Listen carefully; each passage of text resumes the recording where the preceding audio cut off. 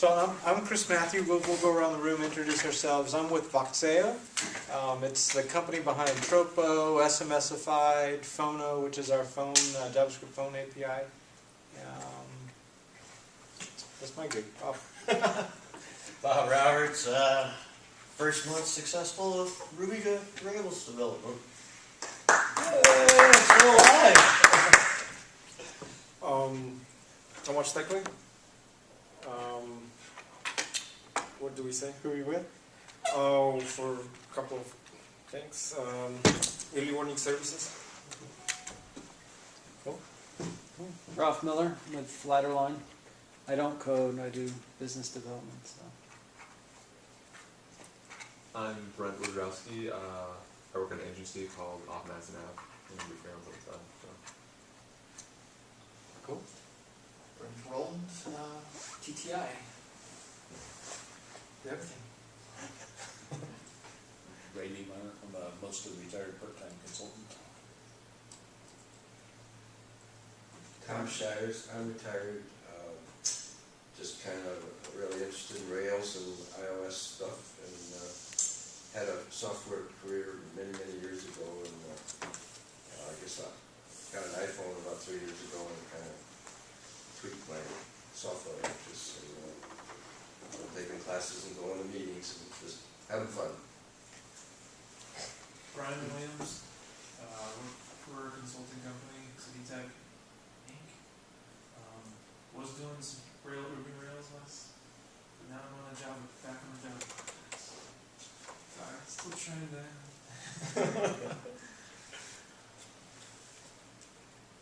Cool. Couldn't swing on the JRuby or something? I try to gradually. It's hard. Big company, you know. Well, Brian couldn't be here, so I guess because Brian didn't want to show up, nobody showed up. I guess Either that or it's because Chris is talking. It could be both. Yeah, Flip a coin on that one. this is Brian's son's first birthday. Oh, wow. That's awesome. That's a good excuse. I don't know. I think we should Well, think about priorities. So Chris is going to talk a little bit, and I guess we could just go open floor or whatever after Yeah. that. Yeah, so I mean, if anyone has, like, if you have a project or anything you want to talk about, I mean, let me know, raise your hand, because I can make this as short or long as y'all want. As long as you're interested, I'll keep talking. So Voxeo, it's half the Fortune 100 customers use Voxeo technology for voice and SMS services, and I work out of the labs, the R&D arm of Voxeo, and in there we're playing with all the cool next-gen like cloud communications technologies. Tropo is really our flagship product. It does voice, SMS, instant messaging, and Twitter with one API, and it scales really large, does a lot of speech recognition, a lot of cool stuff. But the SMS inside Tropo is very conversational. The whole API is written so that whether you text a message into a phone number or call a phone number or an IM account attached to that Tropo application, your app still runs the same way. It can still like respond and say hello, and if it says hello, if it's a voice call, it'll do text to speech and say hello. If it's an SMS, it'll text back the word hello. If it's an IM, it'll IM the word hello, and it can go back and forth. What happens when Twitter does an update? Yeah, you got that. So, Twitter recently did the whole auth change, and Rob was one of probably 4 or 5 folks, maybe a half dozen folks that got caught in this like rebroadcast loop, and I feel terrible about that still. We spammed Bob. Everybody on my Twitter got about 4 emails of the weather in Virginia. Yeah. So that's really cool. Like if you're building an app, like I'm thinking like a doctor app, like where maybe a healthcare company would want to put their provider directory on an SMS phone number, where they might want to say, okay, text if you're looking for a doctor, text in your area code to this number, and the thing can go back and reply like a conversation. It could text them back like a list of 5 doctors in that area code, or the zip code rather, and then they can maybe say doctor number 3, and text that back, and then it can come back with all the details about doctor 3, the phone number, you click on the phone number, call the doctor, or whatever. That's a very good use of like a Tropo conversational SMS API, or whether they called it or SMS'd it, you write one app and it just has a dialogue with the user. It was a little more complex. A lot of people, with the demand of SMS continues to rise. It's amazing to me. And on old technology like SMS, it continues to rise. We're sending millions of text messages a day. And because of that, we're able to keep driving rates down on messaging, and I'll talk about that in a minute. And but the interesting thing is that we had a lot of requests to make SMS easier. People wanted a REST API, a fire and forget type of mentality without the dialogue. So that's why we created SMSified. We don't market it too much. We mostly market Tropo, but if people want simple REST API for SMS, there's a Ruby gem. It's really easy to do. But what are people using SMS for? I mean, are any of you guys using SMS like in any applications? We have Mozilla is sending.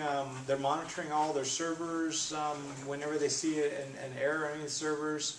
The Tropo SMS is international. It can send and receive international text messages, so they send their NetOps guys messages around the world when they see abnormalities in their network centers. There's a lot of I'm seeing a lot of apps popping up around the whole notification, like for small to medium-sized business owners, like restaurants that want to be able to tap into like some lightweight CRM. They realize that maybe today their business is a little slow. Maybe I want to send out like a coupon to all of my patrons. A good SMS message, to let people know that it's time, that we've got a promotion or something.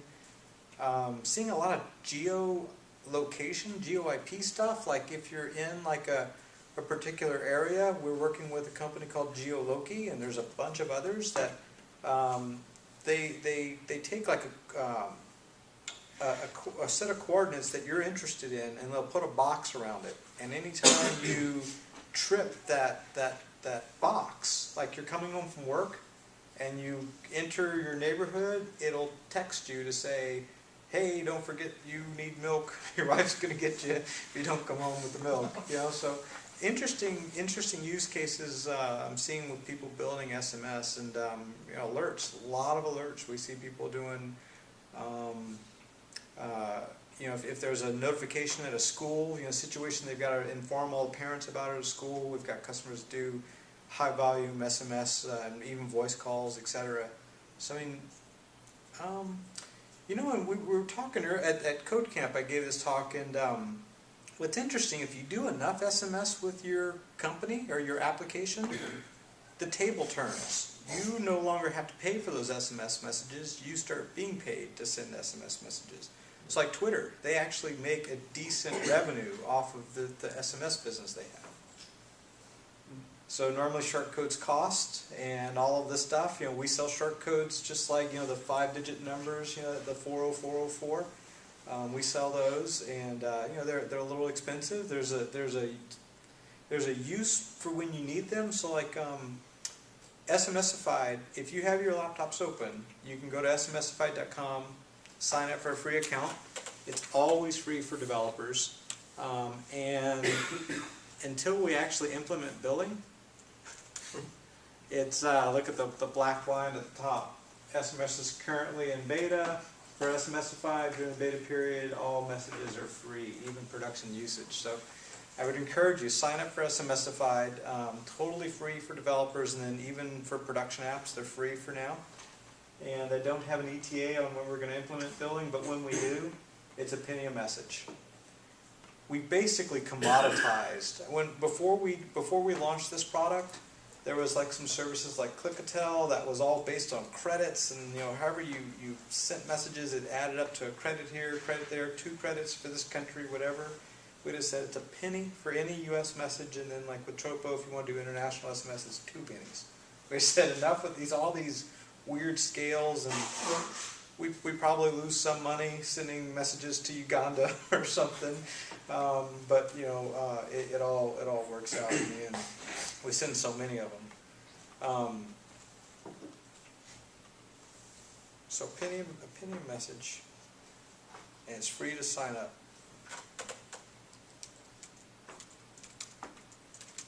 And the way this works, it's basically there's an open standard. So in our plot to commoditize SMS, we felt a penny was where we needed to be on price point, inbound and outbound, a penny a message.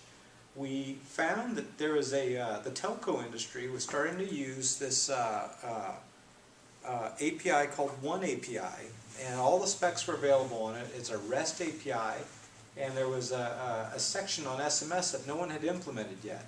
So we said, why reinvent the wheel? We're going to build a REST API on top of the One API that's out there that does all sorts of other. Look, if you Google One API, you'll find it. There's a whole standards group behind trying to make this happen. So implemented a REST API, and basically we handle all the magic in the middle. So basically your app just does HTTP posts to our API, and our API handles all the to and from communication to the mobile phones. And we handle all this magic here for you. So you get when you sign up for SMSified, you get a 10-digit phone number. 10-digit phone numbers are typically used for like person-to-person type communications, and they're basically virtual numbers is how we use them. In Trumpo, they do voice as well, so you can do voice and SMS on the same phone number. But with SMSified, the phone companies, the carriers, don't want you sending high volume of messages through the 10-digit number, because they've reserved those numbers for like mobile phones, and they're saying there's no way a person can send more than a message a second is kind of their rule with us. So that's our throttle that we have set on this. One message a second on a 10-digit number. Outbound. Inbound, it's unlimited. So you can flood as fast as your web server can handle responses. We'll send them to you. We'll just keep overloading your servers if you have a campaign that's bringing in lots of messages. The short codes, those are the 5 or 6-digit codes that Twitter uses. Those can handle 40 messages a second. So you know, and I would imagin Twilio is probably at this point like what did I just say? My gosh. Really, I've heard of them. Should I check them out? No, please don't. Twitter's at the point where they're doing probably right on the carrier backbone to handle that type of outbound volume that they have, because they have one number. Normally you need multiple numbers to do that type of volume. So the API lets you send SMS messages, receive SMS messages, modify settings are basically things like changing your URL like in process. So what happens is when you basically you can send just like with a post, a curl or a Ruby gem we have on SMSified. You can post messages out, and to receive messages, you basically subscribe your URL to the phone number, and you say anytime a message comes in on this phone number, here's the URL of my application that I want you to post to. And when you post to it, you're going to get things like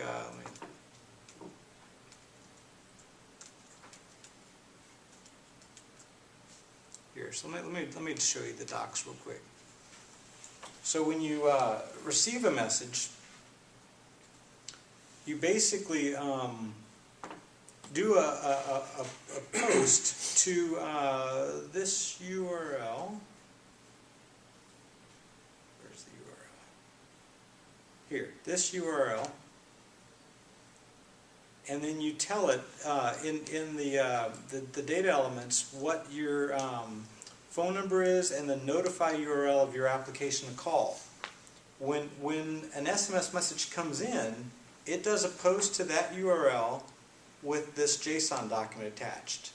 And this is everything about the message that just came in. So the text of the message ID that we've assigned it, the sender address is their phone number, like the caller ID of the phone that sent it, and date and timestamp of the message. So real easy JSON to parse. Doesn't We, have the GPS coordinates?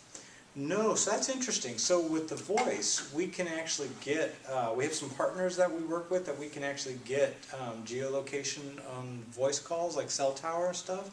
With the SMS, we had that question came in today, actually. I saw it come in. And the engineers were saying that it doesn't work that way. It doesn't pass the geo coordinates with the message. That's what I'm hearing. So I would imagine that as the processes are maturing and the phones are maturing in the market, we'll probably see additions to that.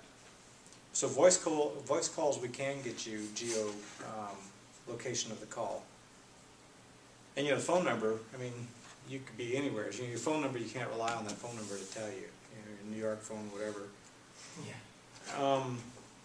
So sending a message is really probably even easier. You basically can curl this address and pass it in the address in the message. And if you want, the notify URL is optional. That means after it sends a message, it can also call your app again and give you a status on whether or not it went through or not.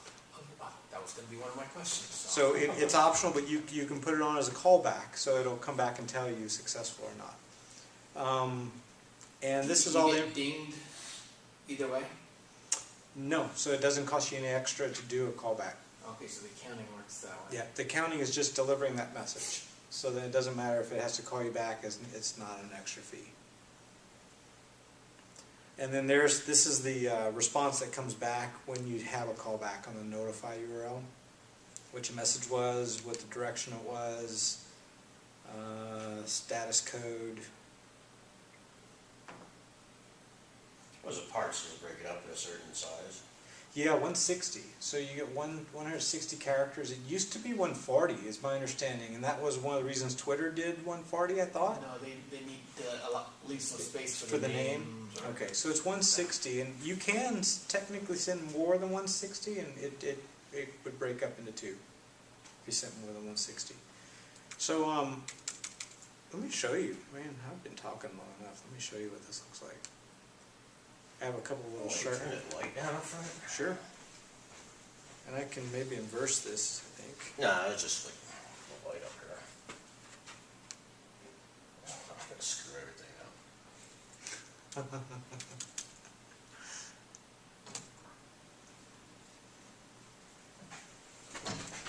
I know we went over this last time.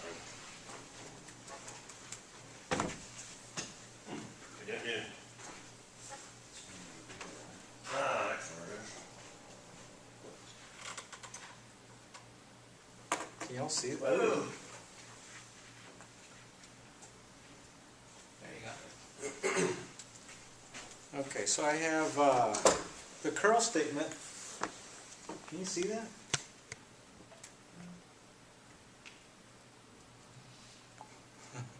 Looks like this. So when you sign in, when you create an SMSified account, you basically get a phone number. Where's my phone number? Where's my account there? There. So you get a phone number, and you use that phone number in the URL. So if you looked at the documentation for sending, it basically has, where does it say? Here. So it has, so here's the URL you're going to post to. The sender address is, it's always like the caller ID of the message. So if you've got an inbound message, the sender address is the other person. If you're sending it out, the sender address is your SMS number that SMSified gives you. So it's this number. And for me, it's this 717 number. So when we curl, we're going to substitute this 717 number in here in the address. And this message here, I think, as I say, I think it has to be encoded. I think you have to say like plus Ruby AZ, and this phone number. This is my phone number, but we can use someone else's. Who has a phone number they want to give me? I don't think anybody has a phone here, Chris. 480 480 241 241 2928. 2928. So if we just hit enter on this, there, looks like it went through.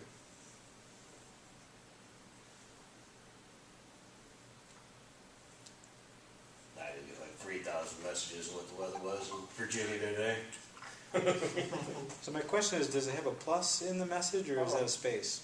Space. Okay, so it's encoded.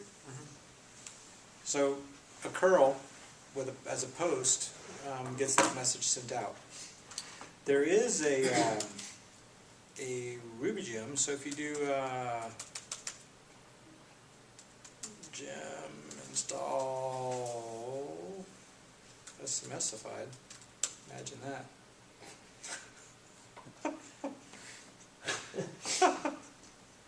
Probably your idea, huh? You gotta name it something I can remember.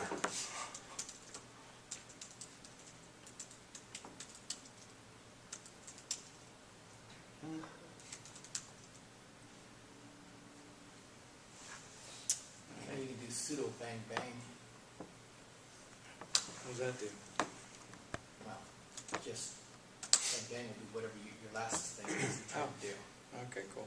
Well, I was doing that. Oh, I need sudo, so it's full bang That's bang. nifty. I didn't know that.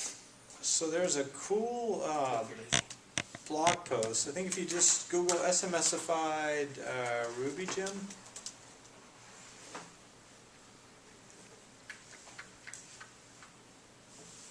There it is. One of the guys in labs wrote this this gem just to kind of demonstrate what the how you could just embed this in Ruby. So I'm going to run through the same code here. And the first line is basically, I'm going to share my password. It's a temporary one I'm using, SMSified. But it's free, so you guys can register and get your own account. My username is Topher. So we're going to first require Ruby gems and SMSified. I opened up an IRB. Can you see that down the bottom? There we go to the top. We'll require both of those, Ruby gems and SMSified. We're going to set up the authentication here. There, it's all happy, auth. And we got this, this is where all the magic happens at this point. So you tell it the address is the phone number you want to call. The message, you don't have to encode it in the gem. The gem takes care of that for you. And then the phone number you want to call. So what was the other number? 602? 623 Oh, 623? 252 2520. 3505. 252 3505. Yeah. There you go. There, like that. Yeah. Yep. So we'll say, So you need a leading one for SMS? I don't think you do. Let's try without it. I don't think you do. I think it assumes the United States. And we'll just copy and paste that into IRB.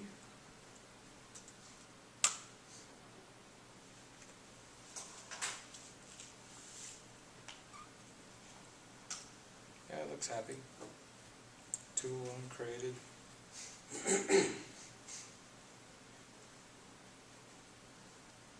You could use this like instead of like email verification, you just send out Yeah. the same thing.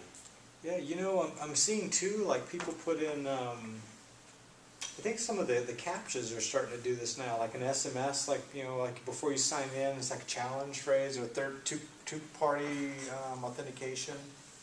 Did you get it? Are you on Verizon? There it is. Okay. So I guess you don't need the one. I guess it's optional. Yep. So I mean, once you require SMSified and you give it your credentials in your app, it's just that one line of code here to send messages. So I mean, that's pretty darn easy with Ruby. Do you guys have any idea of when it's going to go, when beta's going to be taken off? No, I mean, at this point, I haven't seen a whole lot of traction. There's so many other priorities at the moment that we're working on that I don't have any TA. I mean, I would venture to guess Q1 sometime probably, but I don't know. I don't know. And for us, you know, we're looking at this as marketing opportunities too. So I mean, it spreads the word. People are using it. It's you're in good company, so you don't have to think that we're not a funded venture-backed company. We're a 12-year-old company. You're in good company with the Fortune 100 customers that are on our platform. So they're using this too. So when you see these other customers here on the homepage. And this is also in several other languages, you said before, right? Yeah. So well. I mean, programming. So anything that's HTTP, you know that you can do a post with, or curl, whatever, you could definitely tap into this. There's a Ruby gem. I think there's some other libraries. There might be a PHP library and a Python library, maybe. I know with Tropo we've got pretty much most of them covered, but I think there's only maybe 3 libraries. What is the difference between Triple and this thing? It's the way you use the API so there's two big differences. The way you use the API, SMSified. If you're just doing like kind of fire and forget, like I just want to send this message, I don't want to have this long dialogue with the person. SMSified's probably easier to do. Tropo really excels when you want to get into that dialogue because it remembers state, basically like a voice call. It's assuming that when you call into the system, you're going to be going through multiple levels of menus or saying different things, kind of back and forth. The SMS session will help remember all of that for you as well. So, like the doctor example, like provider lookup, doctor lookup, where you might go back and forth 3 or 4 times. Tropo would be the one I would use for that. If you're doing like a just notification or something like that, or something, I would use SMSify. So do you guys do that stuff where like you call in and you can have the customers enter numbers or anything and correlate it? We have a lot of customers that use our platform for that type of functionality. Even speech recognition. There's companies using like Tropo for like concierge services. I saw a cool customer using a when you go to get your you put your name in at a restaurant, they give you the little buzzer thing with all the lights on it. They built an SMS app, so now you can walk the whole mall and walk out of range, and they don't have to buy these little light up thingamabobbers, and they just text you when your table opens. So that was pretty clever. And they're charging for it. They're making money. Oh, cool. They're charging the customer for it? Well, they're charging. There's a company selling it to restaurants, making money on their service. That's a pretty brilliant idea. Simplifies everything. And they have that customer's phone number as a patron for future deals, coupons.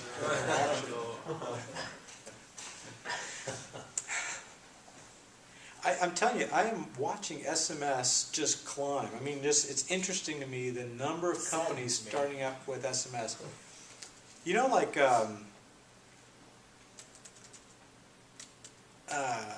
GroupMe and Beluga, the group SMS companies, services, have you seen those? Oh yeah, of course you've seen those. Let me find.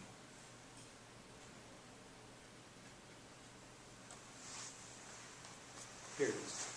So like GroupMe, what GroupMe does, so they started as like a hackathon at the TechCrunch Disrupt over a weekend. They built their app in a weekend.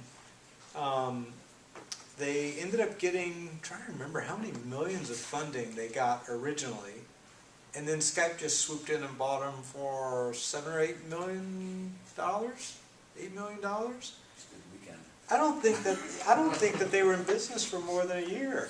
You know, I mean, there's money thrown at them left and right.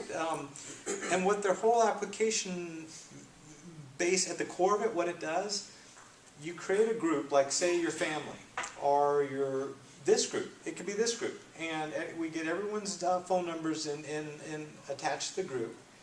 One of us texts the number of the group, and then the service turns around and sends that same message to everyone else in the group. So now I don't have to text you, and you about a change of time. I text the group a number, and it texts everyone, and then if anyone replies, you reply to that number, all of us get your reply too. So I mean, So that's... the group has to have its own phone number? Yeah, so every group has a phone number. How So can that run over out of phone number? there's millions of them. And you can have your, we have a provisioning API on Tropo that literally, it's a REST call, just like SMSified works, and you say, I want a phone number in Phoenix, and it comes back and gives you a number, like within a second. And within 2 seconds, it's live on your application. So literally, I was messing around, and like 5 lines of code here wrote the basic group SMS application with Tropo. So I mean, you literally could take this script, it's written in Ruby, and add that provisioning API that I said earlier. So when they register, you go and fetch a number, attach it to the account. For every message that comes in, you basically loop through an array of phone numbers. And so this could be like everyone in the group. And it just loops through them one by one, sends a text message. Next, next, next, next, next.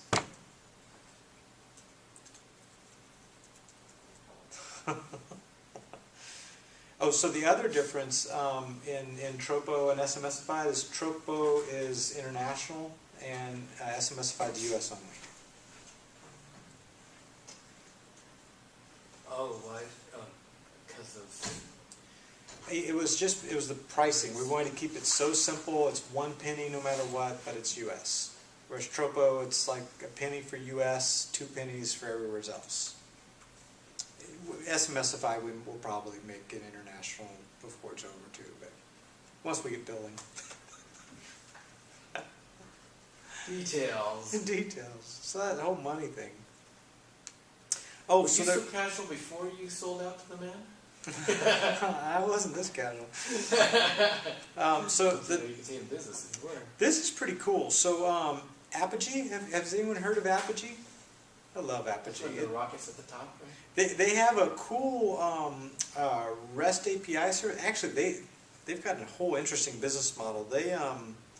They sell an appliance to enterprises that rely on SOAP and help them change out, like basically live, turn real SOAP web services into REST APIs without changing code. They intercept them, do the wrapper, convert, send and receives, and handle those transactions back and forth between SOAP and REST as an appliance.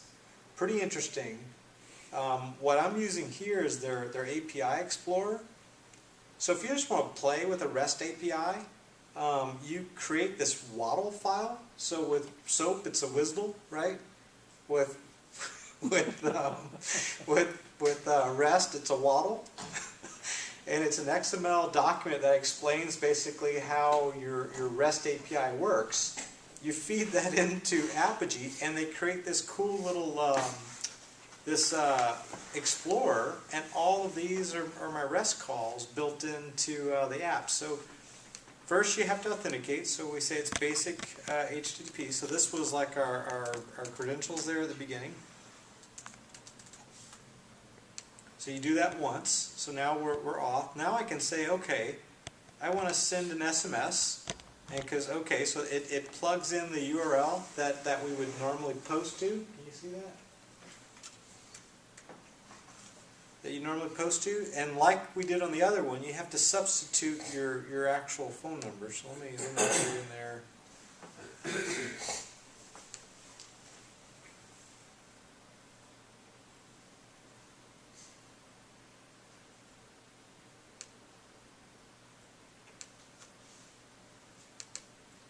Done this a million times and you don't remember your phone number.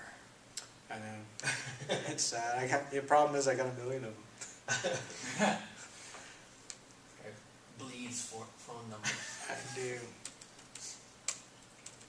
someone, and I've got my phone number in a million examples on the web, so like I get these calls all the time, and it's like, that's that darn, I was like, I don't even know where they're getting it from.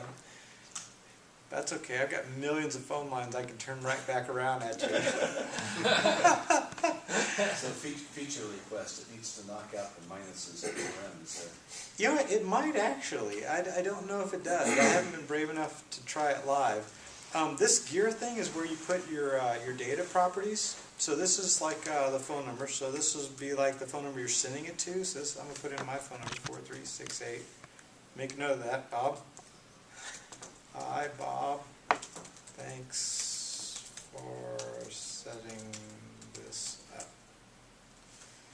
This notify URL is if we wanted to do the callback. I can take it off. But what's nice about the API Explorer is it gives you everything. You know, it's kind of like a wizard to walk yourself through this, and then we say, okay, okay. Now we're done. Now all we do is we post. So it's already defaulted to post because the model told it that this API method is a post. So now we hit post. Now here's the cool part. It tracks the request, so it'll show you what the actual request looks like with the headers. And then it shows you the actual response back from Smsified. I didn't like my user ID. All right, let's try this again. Basic off. Should be back in person, because the other API thing said it had from a text limited. It showed with the phone numbers. Okay, so let me try to post this again.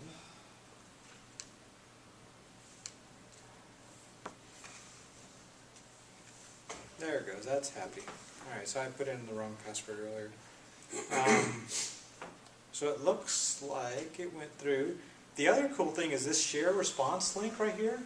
If you wanted to share this like whole session with a friend, the headers and the response, or with tech support or something like that, you can share the whole experience without sharing your credentials or anything else with that chart link.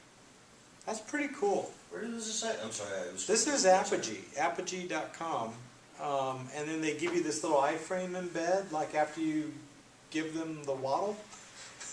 The waddle's like a REST WSDL. It's like a REST XML document that explains how your API works. They give you the embed code and you drop it in your site and play with it. But that's pretty cool, Apogee.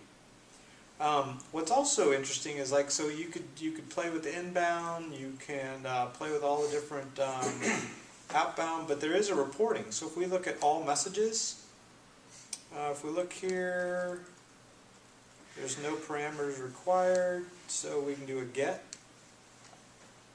It should come back and give us data on all of the text messages we've been sending tonight. And you can, some of these, oh there it is, so there's the Ruby AZ Rocks, the message ID that we can go back and get more information on later. It was successful, and it was an outbound message.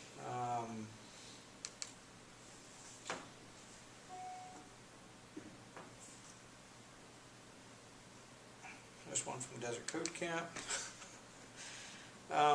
But you can also put dates on here, so you can say, give me, I want all the messages in and outbound by a particular date range on the API, or on a particular message. So like if we knew that message ID of like we saw on the other one, you can go back and plug that in and do a get request on it and get information about the SMS message. And so everything on the left-hand menu came from your XML description. Exactly. And they just dynamically spit this out. I think, oh, that's my hi Bob, that took a while. Yeah, so I think, you go to github.com, I think we have an SMSified.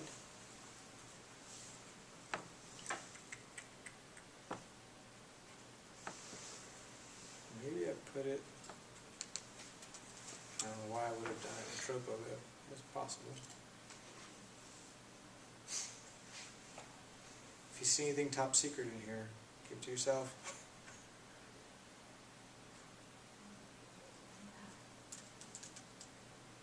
Been doing a lot of emails. The SMSify, or the Apogee recently launched an OAuth, a whole OAuth thing too. So if your APIs have OAuth, they make that simple as well, Wow. which is pretty slick if you're testing OAuth. In fact, they have Twitter on their homepage, the whole Twitter API on Apogee with the OAuth built into it, so you can play with the Twitter API to get familiar with it, you know, and learn. I bet it's in mine. Yeah. I was going to show you what the waddle looks like.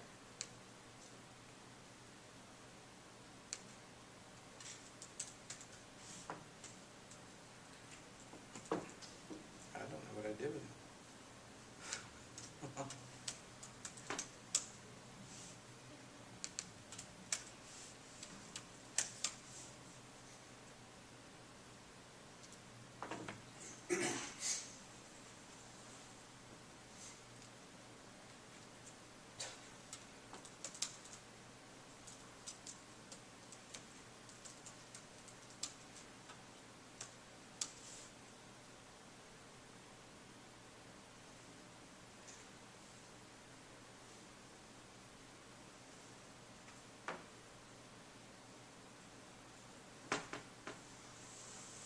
I got cute and I built this this SMS bar, I was calling it, and they fussed at me and told me to take it down. I was making it too easy to send SMS messages from the browser. And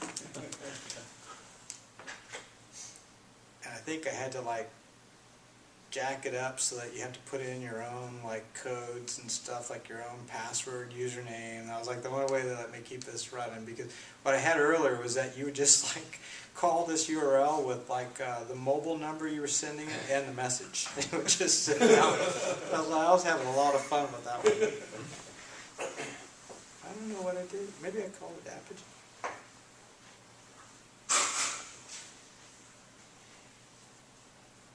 There's Apogee. Oh, I bet that's where it's at.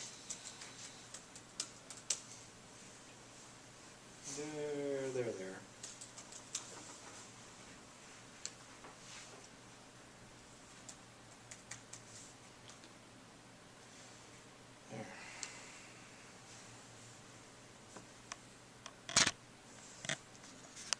It's amazing that in the rest world that we live in, where everything we're dealing with is JSON, this waddle file has to be XML. Yeah, the irony's thick. So there's the base resource URL, and then in here is the resource path of each section. So like this section's called send SMS, and then Apogee has all these little custom tags that you have to put in here. So what do you want to call like that little left sidebar part is send SMS, and then inside of here, these are like so that's the main category. Then inside of here are all the options like outbound SMS, whether or not authentication is required for it, and if you want to put an example or documentation, like like if you hover on send SMS, it gives you this context, like 160 character limit, blah blah blah. But once you sit down and like work out your waddle, you feed it to Apogee, and they create that little this. So there's outbound SMS and send SMS.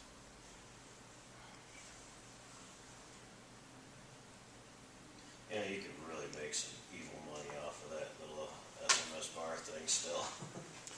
I thought it was clever. Why don't you just come up with a nice name like Text Your Ex or something? Charge $1 a text message, man. You guys be going on there sending all sorts of stuff. That's what I was going to do, using his login. It's free, SMSify. Go to people, yeah, just run. But in the browser, then it's completely Yeah. It just was too easy. anonymous. That's the word I was looking for. Yeah. There's your next claim to fame. Text your ex. TextYourEx.com. Like a message.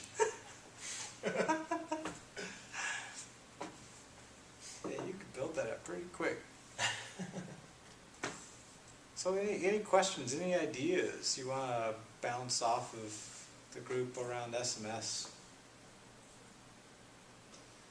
Internally, are you guys using much Ruby? We do. So all of our platforms are built on Java, like the Tropo, the core Tropo, the speech recognition technologies. All of it's built on Java. But my whole labs team, we're all Ruby guys, and most of the examples we write, most of the demo apps we write are Ruby. There's probably one or two guys that are like PHP guys, but they still do some Ruby. And then we have one guy, Marquette, he knows them all. I mean, he's like, you can corner him on .NET or Java or Ruby. I mean, he's pretty strong in all of them. He's one of our senior evangelists. But yeah, mostly Ruby. Well, if he's an evangelist, he kind of needs to speak whatever the client He speaks. does, yeah. So he's doing hackathons, and people are like, hey, can you show me how to do this in Python? Yeah.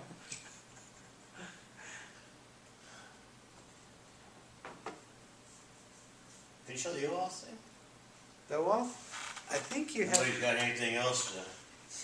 So I think, let's see. I started messing around with it, so I just, now you got my curiosity up. So I'm just going to apogee.com. Inside of here, so choose an API. We'll say Twitter. Launch console.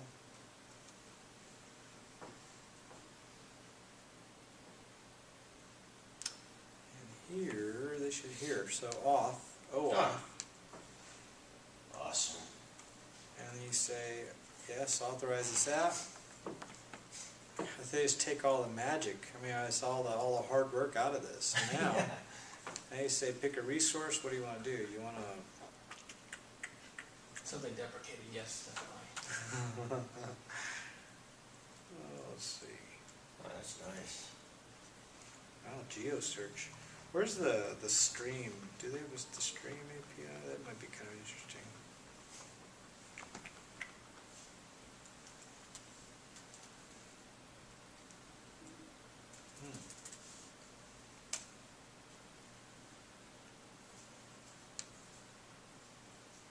So I picked the public timeline to get.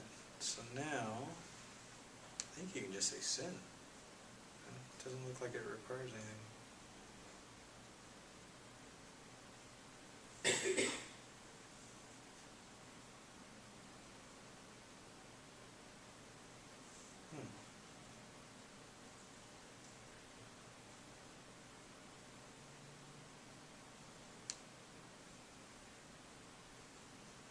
Yeah, this kind of takes everything away from the whole OAuth.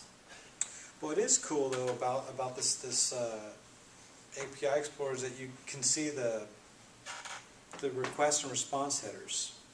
That is going to fill up with all of your Look at freaking... that. I'm finding it. Oh, look at this. It's oh, I'm way off. Hang on. My cursor's way out here.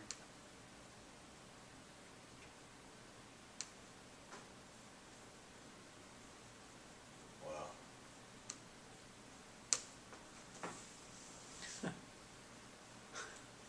So I think you can change the how do you change the request? There. They've updated this UI, so you can see the request and the response. Oh, nice.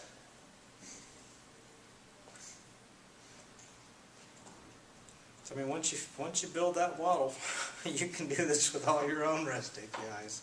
It's pretty cool. It's good, especially if you're a company that caters to developers. You know, you want people to use your API. Then it's pretty easy just to say, kind of like, here's how it works. Then you can kind of let them experiment with it. Alright, so I have a REST API already, Yeah. and I hate supporting customers using it because they put their dumbest programmers on the task. Yeah. What we do So if I embrace the XML, to make the waddle. no, that doesn't actually create client code. That just allows you to test it? It sure lets you play with that API Explorer to like just kind of let them play with it in the, what we have found anyway is that if they can at least interact with your API through the API Explorer and see the requests and the responses, then it's almost language agnostic at that point. It's like, here's just the raw HTTP data, get your arms around it. What we do with Tropo, we have that same problem with Tropo. It's like every programming language you can imagine. We come in and we have five scripting languages that we run like a Google App Engine environment in our cloud for them. So you can talk in any language just using HTTP with us. But we have 5 scripting languages that are derivatives of Java. So like JRuby, Python, JavaScript, Groovy, and PHP. There's Quarkus, or there's a Java equivalent of PHP that Tropo runs on. So those 5 languages, we make up our scripting API on Tropo, and what we've done is for every method of our API, like to do a conference, to place outbound calls, to ask for input, speech recognition, whatever, we give them the documentation for it, and then below we give them the same code sample in all 5 languages. We found that also helps. Then they can copy and paste in their language and kind of like build a real simple app. Typical issue I run into is somebody's putting together XML requests with string concatenation. Yeah. And not escaping characters. So I don't know. I've mentioned this before to a couple of you, but I solved a problem like this partially by just a simple web page, and on top it had a text area with XML in it. Okay, and you hit submit to go into your app and come back with a response. Okay, and it returned the same for request also on a text area. So you can see the response that came in from the first XML request, and if it wasn't quite right, you could hit it the text area and hit submit again. And pretty primitive in the outbound thing. So if they had something that was giving them trouble, they could cut and paste it off a trace or something and then fuss with it. And we also accepted get inputs, so you could make a bookmark to one of the examples and send it to them. That's pretty cool. So it's like a... It's like an interactive editor. Yeah, but it's just a text experimenter. It's like the kindergarten version of That's the pretty cool. API Explorer. I should probably set up to email them their requests or something. Of course, then you need to get in sort of, I don't know, at the rack level or something, because if they post malformed XML and Rails wants to see that and parse it, and then it says no, and of course it's not going to your actual endpoint, it's going to, you're getting some sort of Rails exception. Maybe you just have to have just good exception handling that just says, I guess in a case like that, you just, because you can't puke. Your app can't puke. You somehow have to. If I can understand if I get the request, then I can turn around and give some sort of response. But if I don't never get the request, Rails says what? So what we also do, this gets a little bit more complicated, but in Tropo we have this concept of a debugger. So we can let them launch the application debugger.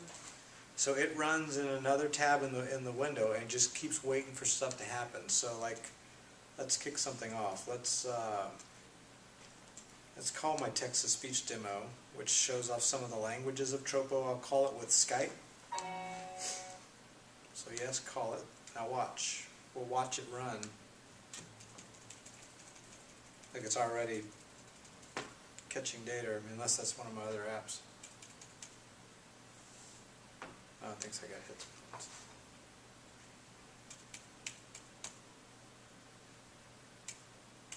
I'm having speaker problems. WebSockets log or something? I think. Yeah, stop.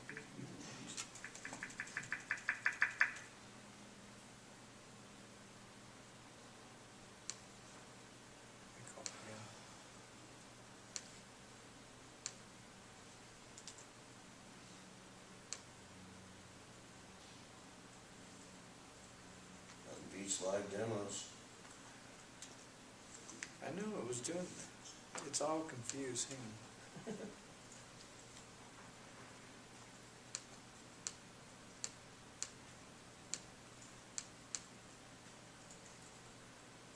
That's right. Maybe it's Skype that's confused. Yeah, I think I'm using my jam box.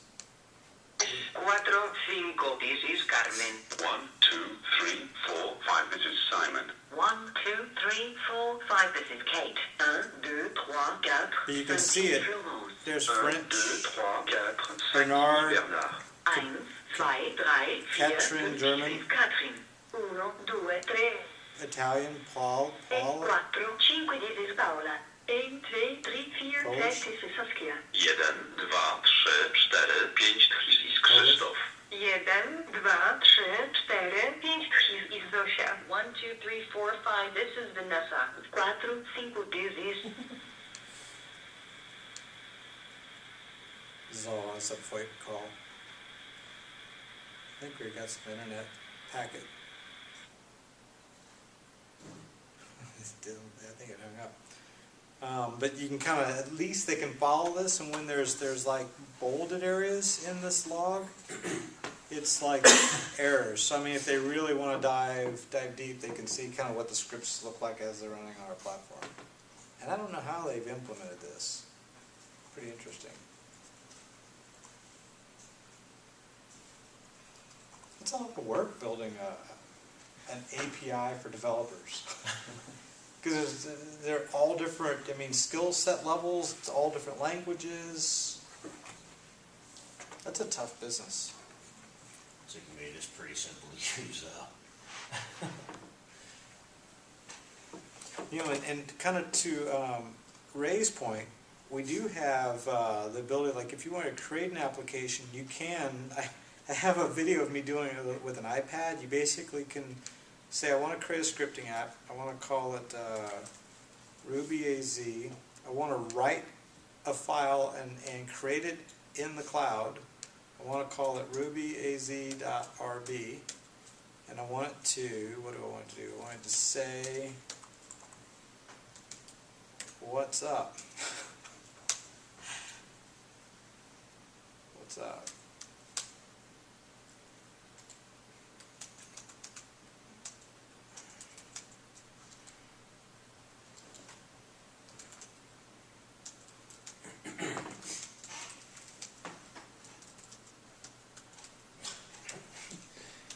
And then here you can say like the voice you want to use.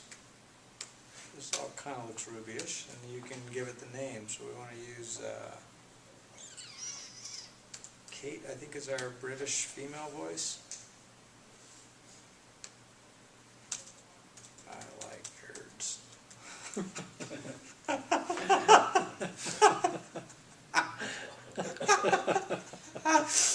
So, well, that's not me, that's Kate. That's gonna be saying.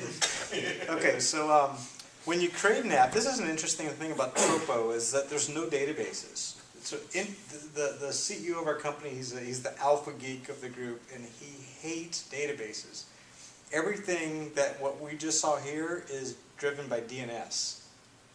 So Like DNS is the database? DNS is the, yes, in his mind. It's not technically.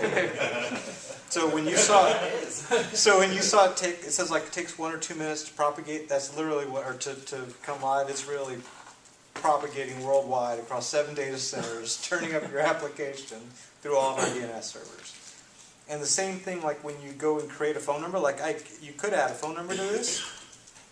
Like you could say, give me a phone number in Arizona, Safford, Phoenix, Little Rock. Let's do a 623 Phoenix number.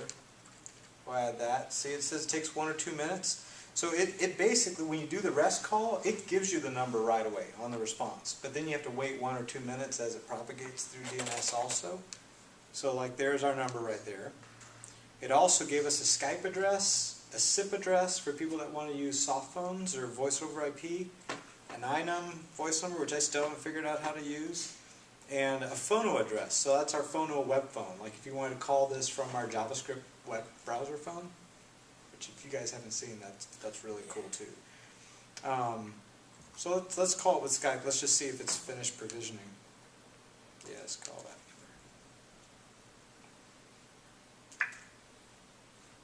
Invalid phone number. So it's still DNSing.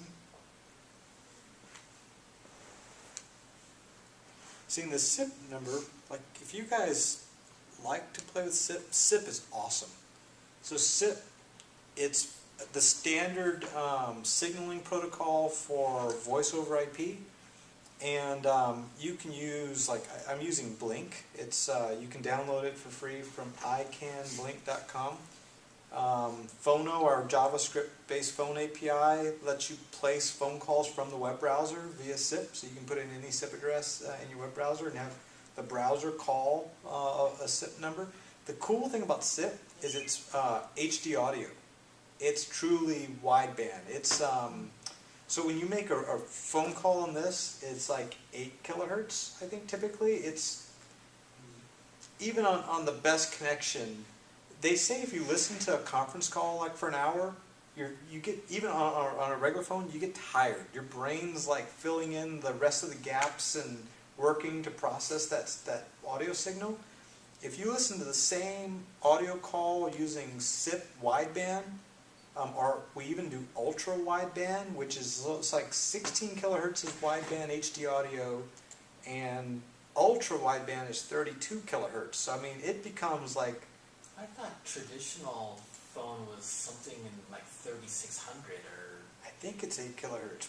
We should. And they have a sampling rate too, so it's like a Kilohertz. kilohertz. That was how they were fitting multiple lines on Yeah. the same wire back in the day. Yeah. They just cut off the top and cut off the bottom. And So watch. I'm going to grab this SIP address, and I'm going to plunk it into Blink.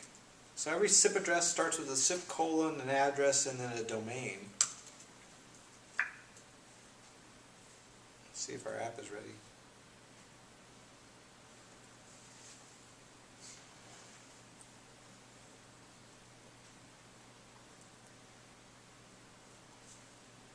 It's taking a long time to connect. I don't think it's ready yet.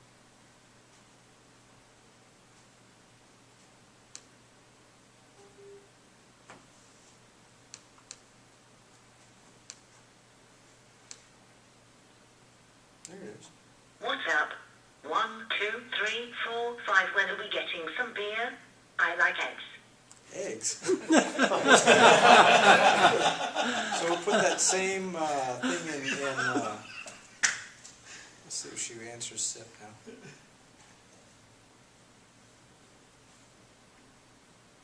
Oh, you know what? Interesting things with SIP though, that's a good point. SIP usually requires another port. And I ran into this problem at Desert Code Camp. It requires port 1935 to be opened on the network where all the RTP traffic goes through. So what could be happening here is here it's radio blocked. was open. Yep, that's probably what it is. So I don't think even pop was open here. so that's what it was doing. So watch what it was doing. It was connecting, and we're not hearing audio, and the audio is what's transferring over 1935. So that's what was happening. But if you've noticed, like Skype uses wideband HD audio. So I mean, Skype, you can get some really clear, good quality sounding phone calls. SIP, you can do the same that level of quality. So what's cool is people that want to build like voice apps, we're starting to see a lot of mobile apps now. They're using the data channel to do the voice, not using your traditional audio minutes. And at first I was like, that's kind of like people were trying to get around maybe the audio limits, the minute limits of the phone. But in reality, you get much better quality audio if you go SIP, like wideband HD audio, over that connection than placing a real phone call. And Tropo can still let you conference everyone at HD audio, and then it's whoever drops the phone number gets the bad end of the stick. They get downsampled into whatever the 8 kilohertz standard telephony is. It's really cool when you get lots of people just on using SIP or like the phono product in a conference call. Very, very clear. We do all of our sprints using our own phono technology. Phono, it's going to be blocked too. I'm going to show you, but it runs on SIP too, so the same problem. So if you go to phono.com, experiment with this when you get home. You can call any phone number you want in North America for free for 10 minutes, and it's going to be blocked here. But if we hit call, what should happen is it should place a call to my phone, but we won't hear any audio because of the port being blocked.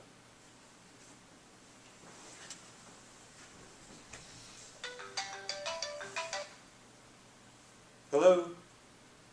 Hello? Yeah, so. What's cool about this product, so I mean you can drop like just a few lines of code, like if you want, like check this call me button out. Dude, if I'm boring you, don't feel like you gotta listen to me, just tell me to shut up. Is anybody sleeping yet? Don't mind us, we're just thirsty. So if you look at this demo, we've actually just given you some samples. It's all HTML5, CSS, and JavaScript. So you can make a phone or a communication widget look any way you want it to look, but we've given you some samples here that you can literally just grab this code, drop it in your page, number to dial, put in the phone number, your mobile number, or your home number, whatever, and then this number is the label of the button. And one button has no dial pad that slides out, the other button does.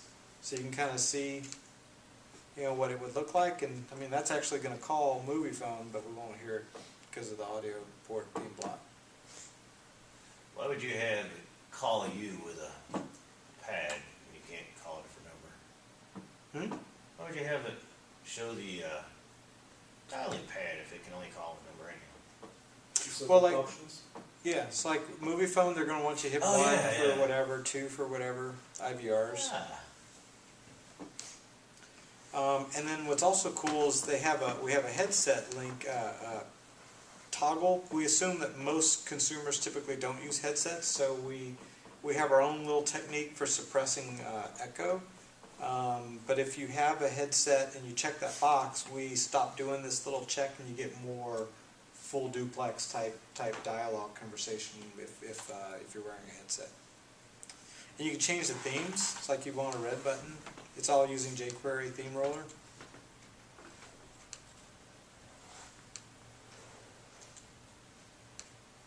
You just copy the code, drop it in your browser, and you got a call me button right in your web browser that'll call whatever phone number you tell it. Kind of cool. It can receive calls too. So I mean, and then there's a mobile version. It's like if you wanted to do what we were talking earlier about and build an iPhone or an Android app that you can submit to the App Store using voice, the Phono Mobile lets you do that. It uses PhoneGap. PhoneGap is awesome. What it does, it lets you build just a regular web page with whatever the buttons are. You can drag and drop the Phono widget onto here. And then you open up an Xcode project, tell it it's a PhoneGap. After you download PhoneGap, tell it it's a PhoneGap application, and then drag in your website that you just built with all the Phono built into it, and it literally compiles it into a native iOS app, and you submit it to the App Store. No longer PhoneGap though, right? Adobe bought them. Everyone panicked, right? Everyone was like, oh crap. And then Adobe, I think that same week, released all under Mozilla Foundation open source. They released it back to the community. So I was at a conference and they said they had to rename it because of a certain store and copyright. really? It's called Callback. Callback? I hadn't heard that. I wouldn't be surprised. Maybe they got that. Or maybe they made a deal with that store. I don't know. App Store, talking about? This was a few weeks ago now. Yeah, I wouldn't put it past all the lawsuits and stuff involved, but yeah, we all panicked when Adobe bought it, and now it's been re-released back. What's your charge for the phono? Phono is free for phono-to-phono calls. So if you're building apps that are like browser phone calls, totally free. If you're building apps that you're okay with our little advertisement at the beginning and a 10-minute limit on the calls, those are also free. We're kind of an advertising vehicle at this point, getting the word out about it. But if you connect